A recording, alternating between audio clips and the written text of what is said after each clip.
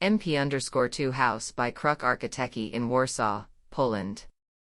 The MP_2 house is an example of a project where our main goal was to create a building that harmonizes with its surroundings. The low-rise structure, finished with charred wood siding, is nestled among trees, forming a safe enclave for the residents. The L-shaped building's footprint allows the separation of the daytime area from the private zone. This shape is echoed by a skylight in the roof, which illuminates the interior with gentle, diffused light.